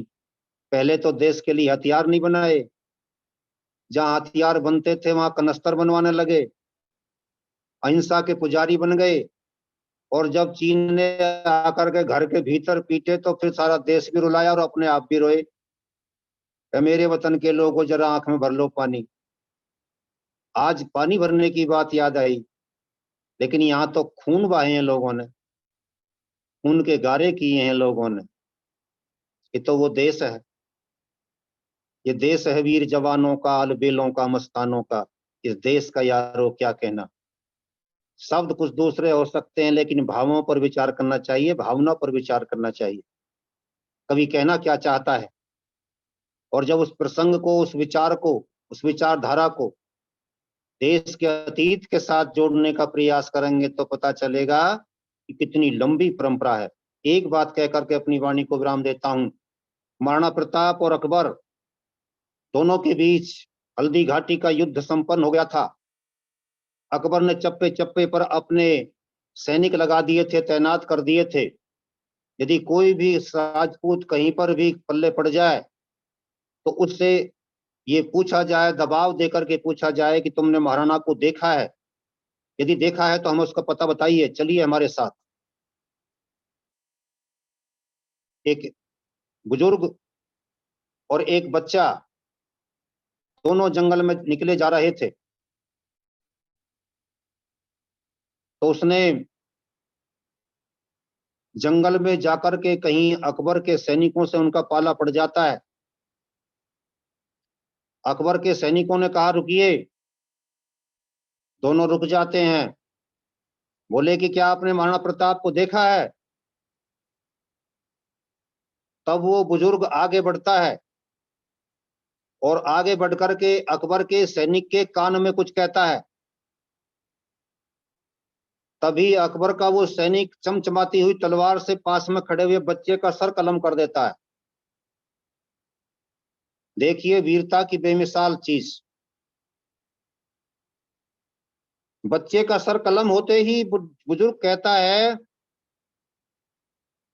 कि बस मैं यही चाहता था कि ये बच्चा अगर मेरे से बाद के लिए जीवित रह गया तो कहीं डर करके, भयभीत होकर के तुम्हें राज ना बता दे। अब मैं निश्चिंत हूं कि बच्चा चला गया संसार से, तो मैं जानता हूं अपने महाराणा के प्रताप के बारे में कि वो कहाँ हैं, लेकिन तुम मुझसे पूछ नहीं पाओगे। तब वो तैस में आकर के उस बुजुर्ग के भी बदन के कई टुकड़े कर डालता है और हवा में फेंक देता है। अपने बच्चे को अपने सामने कटवा देना एक अनेक, एक अकेली पन्ना का उदाहरण नहीं है। यहाँ पर तो कितनी ही पन्नाओं ने और कितने ही बच्चों के बापों ने अपने सामने अपने बच्चों के सिर कटवाए हैं, केवल इसलिए कि संसार की अप्रतिम, संसार की अद्वितीय, संसार की सबसे पुण्य भरी, संसार की सबसे उत्कृष्ट वैदिक संस्कृति की रक्षा हो सके और संसार में जो पाश्विक दानवीय शक्तियां सिर उठा रही हैं उनका अंत हो सके। संसार को भारत विश्व गुरु के रूप में फिर से अपना मार्गदर्शन दे सके, भारत विश्व गुरु बन सके, इसके लिए जब जब समय ने आवाज दी, लोगों ने अपने बलिदान दिए। अब मैं अंत में जो पंक्तियां हम पहले भी बोलते रहे हैं, आज के अपने इस अंतिम वक्तव्य के अंतिम क्षणों में उन्हीं पंक्तियों को गुनगुनाएंगे। मेरे साथ सभी गुनगुनाएंगे। ना हम पौरुष में पीछे, ना हम पौरुष में पीछे, ना हम कहीं ज्ञान में नीचे, ना हम गायक छल छंद के, हम हैं सिपाही दयानंद के, हम हैं सिपाही दयानंद के। ना हम पौरुष में पीछे, ना हम कहीं ज्ञान में नीचे, ना हम गायक छल छंद के, हम हैं सिपाही दयानंद के, हम हैं सिपाही दयानंद के। ना हम ईसा के चेले, ना हम मोहम्मद के चेले, ना हम अनुयायी करमचंद के, हम हैं सिपाही दयानंद के, हम हैं सिपाही दयानंद के। ओम शांति। हम हैं सिपाही दयानंद के। वो एक जी। गाना गाती थी हमारी कविता जी की माता जी, आ लौट के आजा ए दयानंद, तुझे हम हाँ। आज बुलाते हैं, तेरा महका वाह वाह वाह। तुझे हम आज दिखाते हैं। निश्चित रूप से जी जी। महर्षि दयानंद सरस्वती की पुण्यात्मा आज जिस धरा पर भी होगी, देख रही होगी कि आर्यों का महाकुंभ, जहाँ पर राकेश जी जैसे इतिहासकार इतिहास के अनछुए पहलुओं से आने वाली युवा पीढ़ी को बता रही होगी। तो निश्चित रूप से हम सभी लोग गौरवान्वित हो रहे हैं। और विनोद मित्तल जी जो हमारे इंजीनियर साहब हैं, रेलवे से सेवानिवृत्त हैं, हाथ उठा करके आपकी किताबों का पता पूछना चाहते हैं। आइए विनोद मित्तल जी, पूछिए। जी नमस्ते जी। नमस्ते जी, नमस्ते जी। मेरे को किताबों का पता चाहिए था डॉक्टर साहब की। मैं डॉक्टर साहब का नंबर आपको व्हाट्सएप कर दूंगा। जी जी धन्यवाद। मैं डॉक्टर साहब का नंबर आपको भेज दूंगा जी, मिल जाएगा। और माता चंद्रकांता जी बहुत दिनों के बाद आज आई हैं और नए लोक में लग रही हैं, तो हम चाहते सबसे पहले उन्हीं की प्रतिक्रिया ले लें। माता चंद्रकांता जी की, आज वो नए लोक में हैं। आइए माता जी, देखो एशियन जी, आइए माता जी। नमस्ते देवी जी, नमस्ते जी, नमस्ते देव जी। भ्राता अनिल जी, श्रद्धेय मुनि जी और आदरणीय शास्त्री जी और हमारे विशेष विशेष विशेष वक्ता राकेश जी, सबको सादर यथायोग अभिवादन, हार्दिक अभिवादन। राकेश जी, आज तो इतिहास के पन्नों को भी उलट दिया, संस्कृति के पन्नों को भी हमारे स्मृति पटल पर अंकित कर दिया। बहुत सुंदर, लाजवाब, सराहनीय, अनोखा, अनूठा और वीरता से पूर्ण इतिहास हमारा, हम उसे अछूते रह गए। तभी तो हमारे अंदर शिथिलता आ गई है। आप उस इतिहास को जागृत करने की आवश्यकता है ताकि पुनः जोश पूर्ण हमारी संतानें आए आगे। और राकेश जी का विशेष विशेष धन्यवाद, जो अनछुए पहलुओं को हमारे सामने रखते हैं, अज्ञानता को दूर करते हैं, वीरता का रस भरते हैं हमारे अंदर। हार्दिक धन्यवाद राकेश जी, बहुत बहुत धन्यवाद। धन्यवाद माता चंद्रकांता जी। नीरज सर जी। नमस्कार सर, नमस्ते सभी जनों को मेरा सादर प्रणाम। नमस्ते जी, नमस्ते जी। आज इतनी सुंदर जानकारियां डॉक्टर राकेश कुमार आर्य सर के द्वारा मिली हैं। हमने बचपन में एक पुस्तिका पढ़ी थी काफी पहले, जिसमें भारतीय वीर नारियों के बारे में वर्णन था। तो इसमें कुछ कथाएं मैंने उसमें भी जानकारी में प्राप्त की थी, और ये वास्तविक इतिहास आज हमारे बच्चों से, हमारे देश के लोगों से छिपा दिया गया है। मैं एक और आपके बीच छोटी सी बात जानकारी करना चाहता हूँ शेयर। अभी मैं कुछ दिन पहले रामायण में सुंदरकांड पढ़ रहा था। अगर हम उसे गौर से देखें तो पूरे सुंदरकांड में कहीं भी चमत्कार नहीं है। रामायण के युद्ध में पूरी लड़ाई बड़ी मेहनत, विद्वान और कुशल योग्यता और बड़ी कठिन परिश्रम से लड़ी गई थी। किसी भी स्थान पर उसमें चमत्कार वाली बात नहीं थी। बड़े कठिन माहौल में वानर सेना जिसे कहा गया, उन्होंने लड़ाई लड़ी थी। वो जिस बात को कोई भी कथावाचक, कोई भी मतलब जिसे हम वक्त आजकल समाज में देखते हैं, कोई भी उस तरफ ध्यान देना नहीं चाहता, जबकि वास्तविक रूप में वो एक बड़ा भीषण युद्ध था और जिसमें एक व्यवहारिक रूप से लड़ाई लड़ी गई थी। तो आप कभी उस बारे में भी देखिएगा। मैंने थोड़ा उसमें ध्यान दिया था, ज्यादा समय ना लेते हुए। तो धन्यवाद सर, नमस्कार जी। और मैंने राकेश जी का नंबर टाइप कर दिया है। अभी हाल जिनको नंबर चाहिए हो राकेश जी का नंबर ले लें। मैंने इनबॉक्स में टाइप कर दिया आपने कमेंट बॉक्स में। राकेश जी का नंबर देख लीजिए। ओके, धन्यवाद। अनिल आहूजा जी, कर्नल साहब, अनिल आहूजा जी कर्नल साहब हमारे बीच में लखनऊ से जुड़े हुए हैं। आइए कर्नल साहब। अनिल आहूजा जी। नमस्ते डॉक्टर साहब, बहुत ही हमारा आज आपने नॉलेज इंक्रीज किया है। हमारे इतिहास में वीरांगनाओं ने जो बलिदान दिए हैं वैदिक संस्कृति को जगाए रखने के लिए, उसकी रक्षा करने के लिए, आपने इतने उदाहरण दिए हैं, हमारी जो स्मृतियों में अंकित हो गए हैं। आप अपनी लेखनी से बहुत महान कार्य कर रहे हैं। आपका बहुत बहुत धन्यवाद, बहुत बहुत धन्यवाद। प्रभात सक्सेना जी जो हमारे कानपुर के से है, पहले हमें पता था वो बैंक अधिकारी गुजरात में थे, अभी अभी जानकारी हुई कि आप कानपुर पहुंच गए। आइए, स्वागत है आपका प्रभात सक्सेना जी का। प्रभात सक्सेना जी।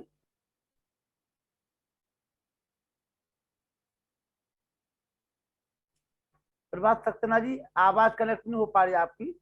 चलिए, जब तक आपकी आवाज आती है मैं दया जी को चाहूंगा कि भजन ही नहीं उनके शब्द भी सुन ले हम। दया आर्या जी। बहुत ही अच्छा लगा। आदरणीय आर्य राकेश जी ने आज बचपन याद दिलवा दिया। पंडित जौहरी सिंह के भजन सुनते थे कथाओं के माध्यम से जी, और ये जितने भी वीरांगनाओं के उदाहरण दिए हैं तो इन कथाओं के माध्यम से हम ये बचपन में सुनते थे।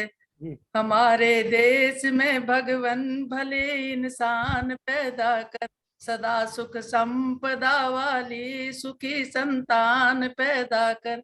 यहाँ पर ब्रह्म वर्चस्वी कुशल विद्वान ब्राह्मण हो, धुरंधर वीर वर योधा महारथियों का वर्णन हो, प्रशासक दुष्ट खलनायक महाबलवान पैदा कर। हमारे देश में भगवान भले इंसान पैदा कर, सदा सुख संपदा वाली सुखी संतान पैदा कर। यहाँ दुधारू स्वस्थ गौवे हो, असव और बैल बलशाली, विजेता वीर वर योधा सुगढ़ गृहिणी हो घर वाली, घरों में सभ्यता वाले युवा यजमान पैदा कर। हमारे देश में भगवान भले इंसान पैदा कर। जहाँ जिस वक्त हम चाहें वहीं बादल बरस जाएं, फलों से युक्त औषधियां जहाँ चाहे सरस जाए, सदा निरोग रहने के सभी सामान पैदा कर। हमारे देश में भगवान भले इंसान पैदा कर। हमें वह प्राप्त हो जाए जहाँ जिसकी जरूरत हो, मगर जो प्राप्त हो उसकी सुरक्षा की भी सूरत हो। पथिक स्वाध्याय संध्या का हमें सद्ज्ञान पैदा कर। हमारे देश में भगवान भले इंसान पैदा कर, सदा सुख संपदा वाली सुखी संतान पैदा कर।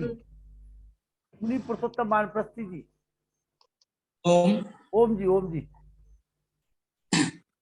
ओम विश्वानि देव सवितर दुरितानि परातु यद्भद्रम तन्नहातु। आज तीसरे दिन हमारे डॉक्टर राकेश कुमार जी ने लगातार 3 दिनों से हमारे देश के संस्कृति के ऊपर गौरवपूर्ण व्याख्यान हमारे लोगों के बीच में दिया हुआ है। राष्ट्रकवि मैथिली शरण गुप्त जी ने कहा था, जिसको न निज गौरव तथा निज देश का अभिमान है, वह नर नहीं नर पशु निरा है और मृतक समान। तो मैं समझता हूँ कि वास्तव में आज हम सत्य यथार्थ जो इतिहास हमारे सामने रखा जा रहा है उसको समझे तो हमारे अंदर जो आत्महीनता काम कर रही है, हमें कमजोर बुजदिल बना रही है, हम लोग पुनः उसी स्थल पर पहुंच सकते हैं जहाँ से हम राष्ट्र की, धर्म की और संस्कृति की रक्षा कर सकते हैं। मैंने कल देखा था, मैंने आपको 2 ग्रंथ बताए हुए थे, भारतीय संविधान के कुछ आपत्तिजनक अनुच्छेद और एक मूर्ख बनाओ मौज उड़ाओ। और जहां तक मेरा ख्याल है इस्लाम संदेहों के घेरे में भी शायद हमारे पास में है, लेकिन फिर मुझे 2 ग्रंथ फिर आज पुनः मिल गए हैं, हिंदू महाराष्ट्र और कांग्रेस महासभा और कांग्रेस का इतिहास। बहुत अच्छा ग्रंथ मैंने पढ़ा हुआ है। और एक और महर्षि दयानंद और भारतीय संविधान हमारी लाइब्रेरी में निकलते चले आ रहे हैं। मुझे बहुत गौरव की अनुभूति होती है डॉक्टर साहब के ऊपर और डॉक्टर साहब के ग्रंथों के ऊपर। जहाँ लोग बात कहते हैं आप अपना नंबर दीजिए, मुझे इनके ग्रंथ चाहिए, मैं हूबहू इन ग्रंथों से वाकिफ हो रहा हूँ। मुझे बहुत अच्छा लगता है। बहुत और अच्छे। मैंने पढ़ा, डॉक्टर साहब को मैं नहीं जान रहा था, लेकिन आज प्रत्यक्ष 3 दिन क्या और पहले भी मैं सुन चुका हूँ, तो बहुत अच्छा लगा मुझे। अरे आगे भी बार-बार साधुवाद आपके लिए। मुनि जी आगे भी नहीं, सुनेंगे, है। आगे भी सुनेंगे, आप चिंता ना करें। बिल्कुल। महर्षि दयानंद के गीत गाते जाइए आप, हम जैसों को तैयार करिए, आगे भी सुनेंगे आप, चिंता ना करें। अनिल नरोला जी। नरोला जी हमारे डॉक्टर साहब। अनिल नरोला जी। आदरणीय डॉक्टर राकेश आर्य जी, व्यासनंदन शास्त्री जी, आदरणीय पुरुषोत्तम मुनि जी, लखनलाल आर्य जी, बहन चंद्रकांता जी, वेद प्रकाश जी, बहुत ही विलक्षण और अद्भुत व्याख्यान था आज डॉक्टर राकेश आर्य जी का। बड़ा वीर रस से ओतप्रोत और बहादुरी की वीरंगनाओं की जो वीरतापूर्ण आज इन्होंने कथाएं और गाथाएं बताई, वाकई सुन के मुझे तो अपना बचपन याद आ गया, जब बचपन में इस टाइप की गाथाएं और कहानियां सुना करते थे और देशभक्ति की किताबें पढ़ा करते थे, तो बहुत ही अच्छा लगता था। और आज तो पूरा मतलब एक किस्म से याद करा दिया। वही याद आ गया कि शहीदों की चिताओं पर लगेंगे हर बरस मेले, वतन पर मरने वालों का यही नामो निशान होगा। बहुत प्रसन्नता, बहुत ही सुंदर व्याख्यान था, अद्भुत विलक्षण कह सकते हैं इसको, और अविस्मरणीय, हमेशा याद रहेगा। धन्यवाद। शर्मा जी 2 शब्द। माननीय राकेश आर्य जी का जो प्रवचन था, आई एम एब्सोल्युटली स्पीचलेस। हमारे पास शब्द नहीं है कि किन शब्दों में उनकी बड़ाई की जाए। वो बहुत ही अच्छे इतिहास के मर्मज्ञ है, उनको कोटसा धन्यवाद। और इस तरह की प्रेरणाएं हमको बार बार मिलती रहेंगी। ऐसा उनसे उन्होंने विनय है कि हम लोगों को बार बार इस मंच पे आए और हम लोगों का मार्ग प्रशस्त करें। के लिए राकेश जी को और साथ साथ में हमारे भाई लखनलाल जी को, जो कि इसके सूत्रधार हैं, मेन उसके धुरी है, उन दोनों से हमारा निवेदन है कि हम लोगों को इसी तरह से मार्गदर्शन करते रहे। उसके लिए उनको विमलेश कुमार सिंह जी, शिक्षक साथी विमलेश कुमार सिंह जी, स्वागत है। परम श्रद्धेय श्री लखनलाल भ्राता जी, जिनके संयोजन में ये उत्तम कार्यक्रम चल रहा है, और महान विद्वान इतिहासकार हमारे आज के मुख्य वक्ता, जिनका हम 3 दिन से व्याख्यान सुन रहे हैं, तो उनके व्याख्यान सुन के, चूंकि हम भी इतिहास के छात्र रहे हैं, हमने भी इतिहास पढ़ा था, लेकिन जो इतिहास पढ़ा था, जो इतिहास हमारे संस्कारों में था, उसमें हम बहुत अंतर पाते थे। तो इनका इतिहास जो 3 दिन से व्याख्यान सुना, इसको देख के लगा कि हमारे संस्कार जो थे वो ज्यादा अच्छे थे, जो हमको घर से और अपने समाज से मिल रहे थे, और जो इतिहास हम पढ़ रहे थे वो बनावटी इतिहास था। तो अब वो उसकी पुष्टि जो है इनके इतिहास लेखन से होती है। और हम ईश्वर से यही प्रार्थना करेंगे कि इनका इतिहास जन जन तक पहुंचे और लोग अपने अतीत, अपने गौरव के बारे में अच्छे से जान सकें। क्योंकि हमें देख रहे हैं कि जो संस्कार हमको मिले थे, जो चीजें हम देखा करते थे या अनुभव करते थे अपने समाज की, वो सबको उपलब्ध नहीं है आज के समय में। तो अगर आचार्य जी का अगर इतिहास सब तक जन जन तक पहुंचेगा तो निश्चित रूप से भारत विश्व गुरु की तरफ बढ़ेगा और विश्व गुरु बनकर रहेगा। यही हमारा सबका प्रयास और प्रयत्न रहना चाहिए और ईश्वर से इसके लिए प्रार्थना करनी चाहिए। ओम शम। राजकुमार गाजीपुर, राजकुमार योगी गाजीपुर, आराधना जी, युद्धवीर जी, वीडियो खोल करके सामने आ जाइए। राजकुमार योगी गाजीपुर, युद्धवीर जी, आराधना जी।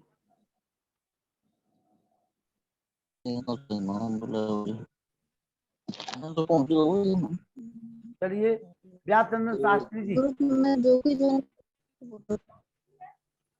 व्यासचंद्र शास्त्री जी। ओम अग्ने नय सुपथाराये अस्मान् विश्वानि देवो वैनानि विद्वान् योयोध्यस्मज्जुहुराननेनो भूयिष्ठान्ते नमोक्तिं विधेम। अति सुंदर व्याख्यान हम लोगों ने श्रवण किया इतिहास के ऊपर, और लगातार 3 दिनों से यह व्याख्यान का जो क्रम चला है अत्यंत महत्वपूर्ण है, क्योंकि हमारे आचार्य डॉक्टर राकेश कुमार आर्य जी का जो एक बहुत ही सुलझे हुए इतिहासकार है, वैदिक संस्कृति की रक्षा से संदर्भित जो हमारा इतिहास होना चाहिए उसके बारे में अद्भुत जानकारियां हम लोगों को प्राप्त कराई हैं। और आज का व्याख्यान इतना अद्भुत रहा कि किस प्रकार से हमारी देश की वीरांगनाओं ने, जो हम लोगों ने नाम लगभग नहीं सुन पाए थे, आज ऐसे ऐसे नामों को उन्होंने श्रवण कराया। पृथ्वीराज चौहान की धर्मपत्नी संयोगिता और उनकी बहन पृथा, जयचंद की बेटी बेला और पृथ्वीराज चौहान की बेटी, जयचंद की बेटी कल्याणी और पृथ्वीराज चौहान की बेटी बेला, इसकी चर्चा अद्भुत रही। राजपुरी कृष्णा और उनकी दादी विद्युत्तमा का कितना वीरतापूर्ण कार्यक्रम अपनी संस्कृति और धर्म की रक्षा के लिए, वैदिक संस्कृति की रक्षा के लिए अद्भुत वर्णन और उत्सर्ग का उत्सव का जो उन्होंने दृष्टांत दिया है वो निसंदेह बहुत ही प्रेरणाप्रद है। मैं बहुत ही सुप्रसिद्ध इतिहासकार आचार्य डॉक्टर राकेश कुमार आर्य जी को कोटिशः आभार व्यक्त करता हुआ धन्यवाद कर रहा हूँ कि ऐसे सुंदर इतिहास को हमारे सामने प्रस्तुत करने का उन्होंने सत प्रयास किया है। परमात्मा करे कि उनकी लेखनी रूप में चलती रहे और हम उनके इतिहास को जान पाएं, और यह सुंदर कार्यक्रम हो पाया वह ईश्वर की कृपा और खास करके हमारे संयोजक लखनलाल आर्य जी की बहुत बड़ी सुंदर व्यवस्था से ये हम सब सुलभ हो सका। बहुत बहुत आभार, बहुत बहुत धन्यवाद। प्रभात सक्सेना जी, सेवानिवृत्त बैंक अधिकारी, कानपुर।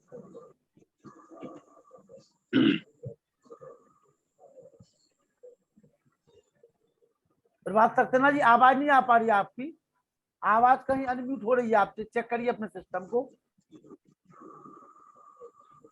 प्रभात सक्सेना जी, आपकी आवाज नहीं आ रही है। चलिए देखिए, चंद्रशेखर शर्मा जी आज मचान पे बैठ करके सुन रहे थे। चंद्रशेखर शर्मा जी, चंद्रशेखर शर्मा जी। हाँ नमस्ते। नमस्ते जी, नमस्ते, आइए।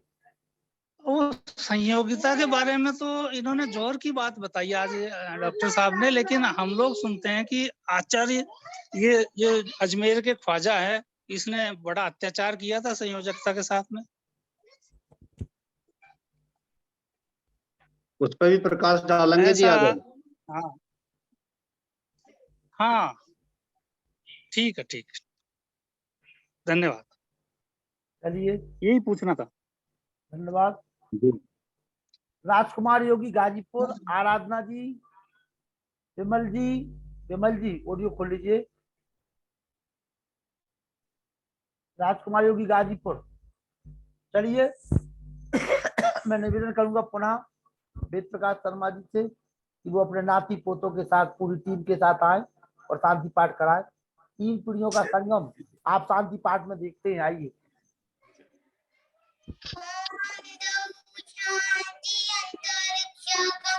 शांति पृथ्वी शांतिराप शांतिरौषधय शांति वनस्पतय शांति विश्वेदेव शांतिराम शांति सर्व शांति शांति देवी शांति सामा शांति रेडी ओम शांति शांति शांति। जो बोले सो सत्य सनातन वैदिक धर्म की जय।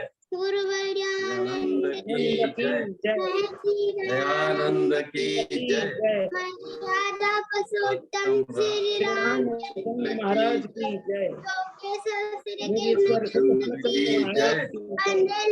राम की जय। भारत माता की जय। गौ माता की रक्षा हो, पालन हो, समाज अमर रहे।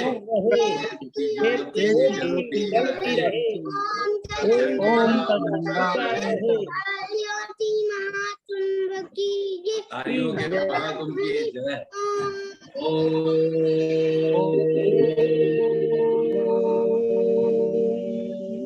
वैदिक अभिवादन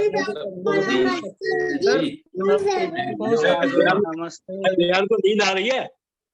चलिए 2 मिनट के लिए सभी लोग शांत रहेंगे 2 मिनट के लिए। कल 13 तारीख को आदर्श जीवन शैली प्रवक्ता डॉक्टर अनुपमा डोगरा जी पठानकोट, 14 सितंबर प्रवक्ता आचार्य अशोक पाल जी चंडीगढ़, 15 सितंबर को मानव जीवन में संध्या